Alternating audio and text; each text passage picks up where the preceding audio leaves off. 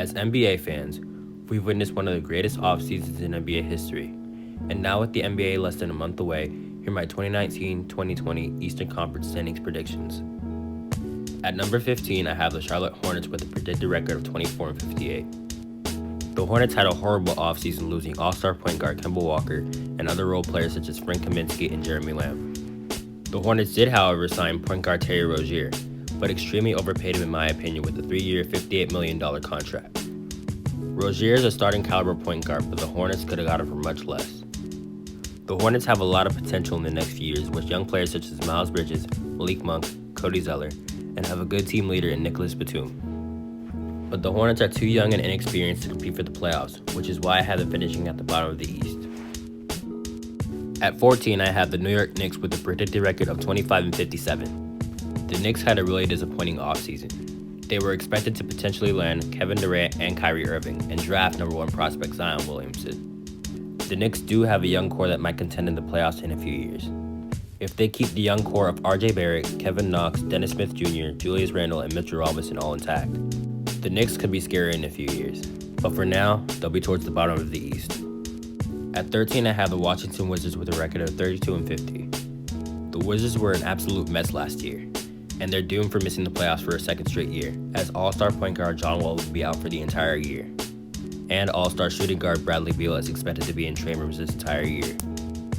Other than that, they have a bunch of young assets that need some time to develop. And this team will struggle this year due to growing pains, which is why I have them at number 13. At 12, I have the Cleveland Cavaliers with a record of 35-47. The Cavs have lots of young talent like Colin Sexton, Darius Garland, Chetty Osman, Jordan Clarkson, and Kevin Porter Jr. But they need time to develop and play together before they become a serious threat in the East again.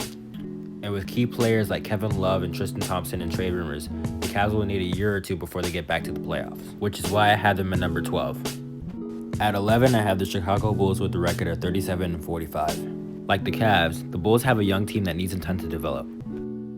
The Bulls have tons of young pieces such as Zach LaVine, Kobe White, Lauri Markkanen, Chris Dunn, and Otto Porter. This Bulls team is one more big player away from contending in the playoffs and have a bright future. But for now, I have them barely missing the playoffs at 11. At 10, I have the Atlanta Hawks with a record of 38-44. The Hawks have the exact same situation as the Cavs and Bulls. But the reason I have Atlanta higher than both of them is because they have more young talent that can help them reach for the playoffs. Because with guys like Trae Young, Kevin Huerter, Cam Reddish, DeAndre Hunter, John Collins, and Alex Len, there's no reason they can't compete for a playoff seed. But they'll likely miss it, which is why I had them at number 10. At number 9, I have the Orlando Magic with a record of 40-42. The Magic were one of the NBA's biggest surprises last year, winning the Southeast Division and making the playoffs. But this year, I believe they'll miss the playoffs by a little bit, as they didn't really do anything in the offseason besides re-signing Nikola Vucevic.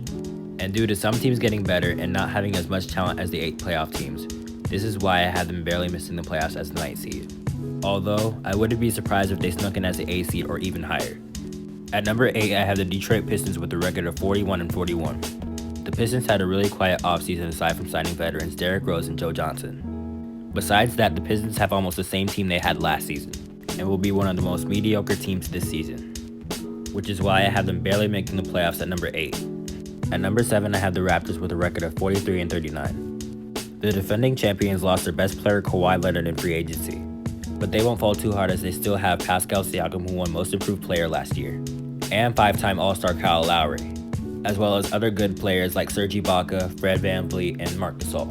The Raptors won't fall out the playoffs altogether, but they'll be a low playoff seed at number 7. At number 6, I have the Miami Heat with a record of 45-37. The Heat barely missed the playoffs last year in Dwayne Wade's final season, but in the offseason they managed to sign All-Star Jimmy Butler and floor spacer Myers Leonard, as well as re-signing Derrick Jones Jr., a flashy dunker, Duncan Robinson, a solid 3-and-D player off the bench, and Udonis Haslem, who's been with the organization for 17 years.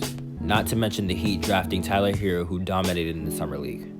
With this team's amazing depth and Jimmy Butler at the helm, this team has the potential to be scary in the playoffs, which is why I had them at number 6. At 5, I have the Brooklyn Nets with a record of 47-35. The Nets did a great job in the offseason acquiring All-Stars Kevin Durant, Kyrie Irving, and DeAndre Jordan. KD will be out for the whole year, but the Nets still have a good team with Irving, Jordan, and good players like Karis LeVert, Joe Harris, Jarrett Allen, Spencer Dinwiddie, and Taurean Prince. With this young team, I could see the Nets contending in the middle of the playoffs at number 5. At 4, I have the Indiana Pacers with a record of 49-33. Victor Oladipo will be out for most of the year, but the Pacers still have a team that will put them in the top half of the playoffs, with players like Malcolm Brogdon, Miles Turner, Domantas Sabonis, and TJ Warren. With this team and Oladipo coming back at the end of the year, this team should be able to at least clinch the number 4 seed. At 3, I have the Boston Celtics with a record of 52-30. The Celtics acquired Kemba Walker this offseason, adding to the young core of Jason Tatum, Jaylen Brown, and Marcus Smart, as well as Gordon Hayward and first-round pick Romeo Langford. The Celtics have always been at the top of the East, and I don't expect it to change this year, as I think they'll be able to notch up the 3rd seed. At 2, I had the Philadelphia 76ers with a record of 55-27. The Sixers lost Jimmy Butler in the offseason but maintained Tobias Harris and acquired Josh Richardson and Al Horford, which in my opinion improved their team rather than making it worse.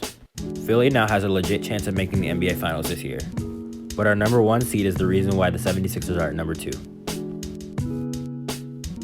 And at number 1, I had the Milwaukee Bucks with a record of 59-23. The Bucks lost a huge piece of their team in Malcolm Brogdon, but they still have Giannis, Chris Middleton, Eric Bledsoe, and Brook Lopez as their core. And they still have about the same team as they did last year despite adding a few pieces, which is why I had the Milwaukee Bucks topping the East for the 2nd straight year. And those are my predictions for the Eastern Conference this year. Be sure to like, subscribe, and comment what you would change in this video. Stay tuned for more content coming every week, and I'll see you in the next one.